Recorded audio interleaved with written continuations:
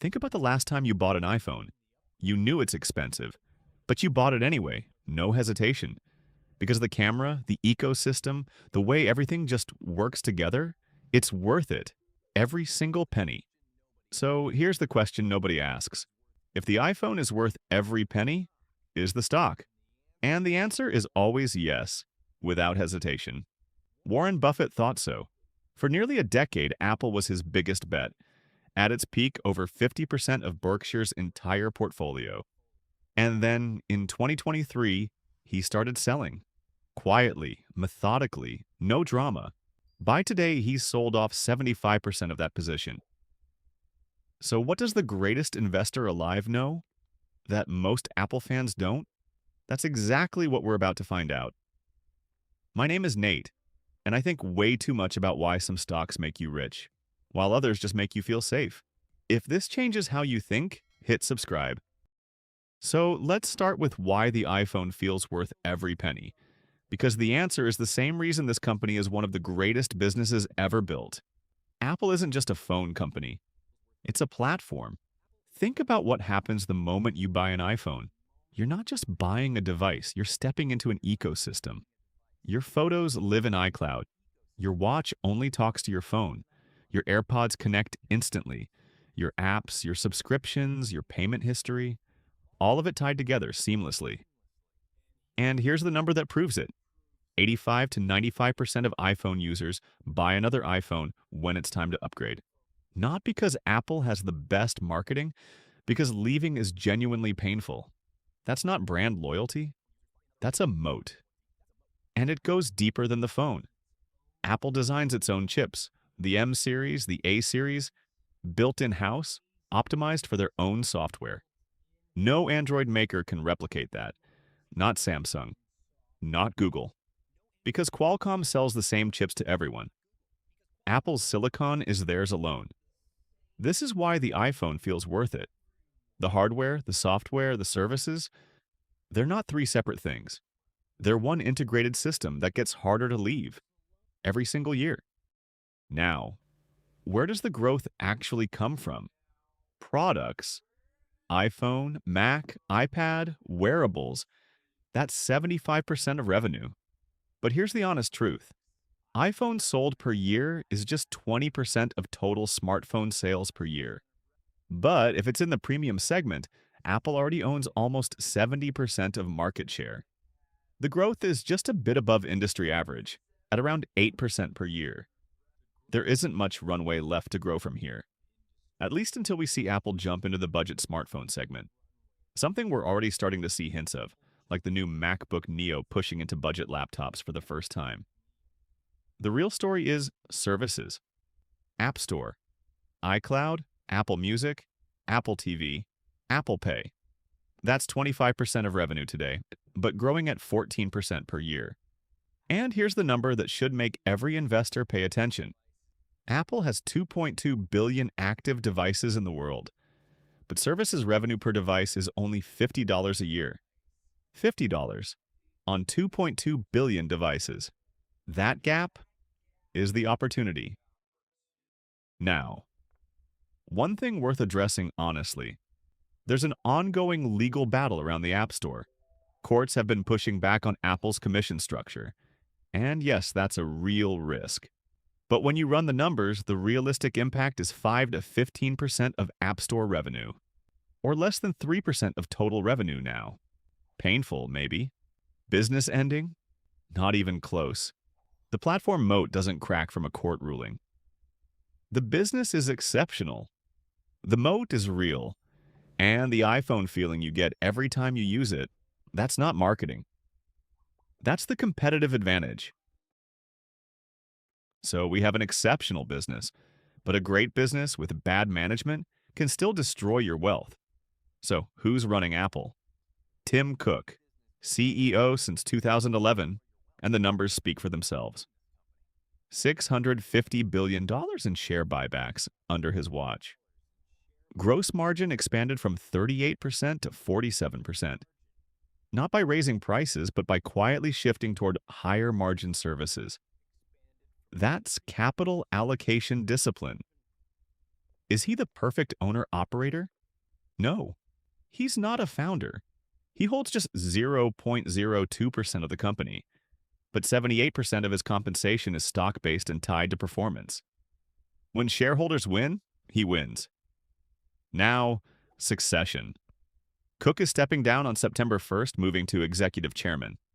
His replacement is John Ternus, 25 years at Apple, the man who led the entire Apple Silicon transition.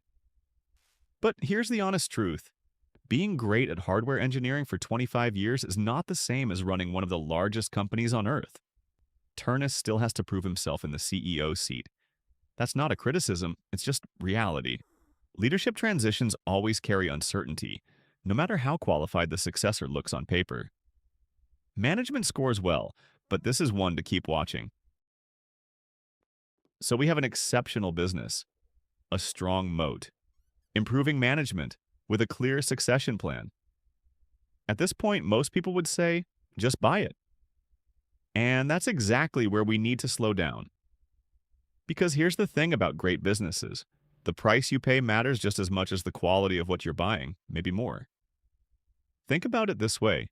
If someone offered you a $1,200 iPhone for $1,500, would you still buy it? The product hasn't changed. The moat hasn't changed, but the deal has. That's exactly what we need to figure out with Apple stock. At today's price of $273, Apple is trading at 27 times forward earnings. That means for every dollar of profit Apple makes, you're paying $27 to own it. So let's fast forward to 2029. We assume products growing at 8% per year with 25% operating margins. Already stunning compared to smartphone peers like Samsung and Sony at just 7 to 11%.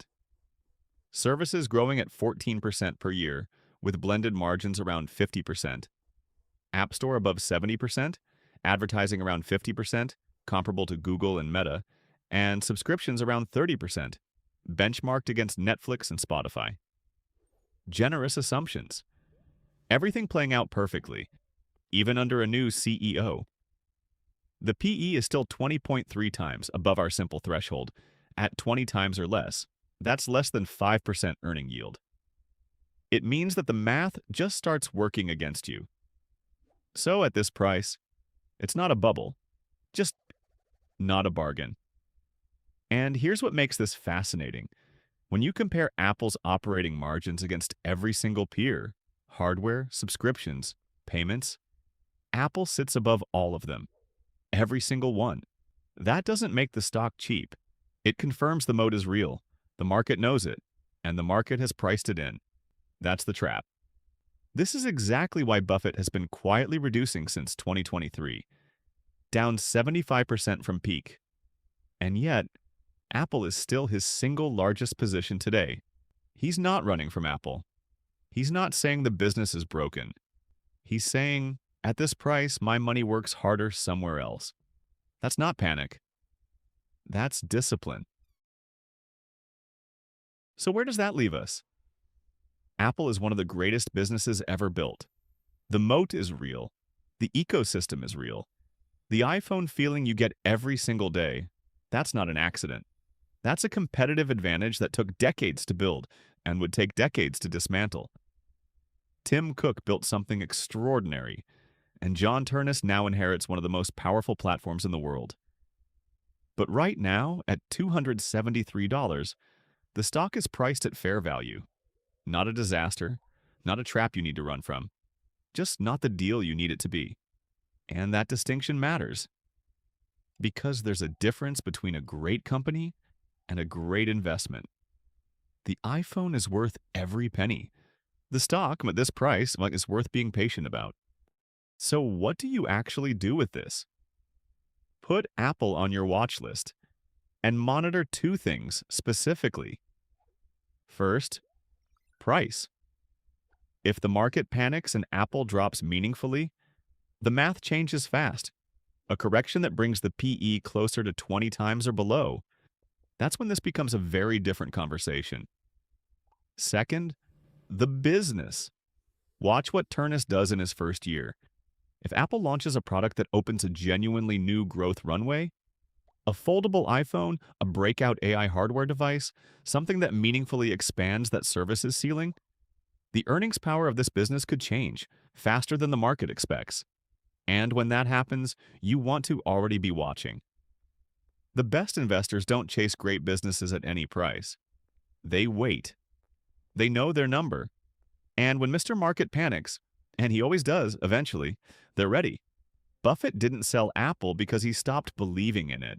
He sold because he's always looking for the best deal available. Your job is to think the same way. The iPhone is worth every penny. Make sure the stock is too before you buy. If this changed how you think about investing, hit subscribe and let me know in the comments. Are you watching Apple right now or are you already in? I read every single one.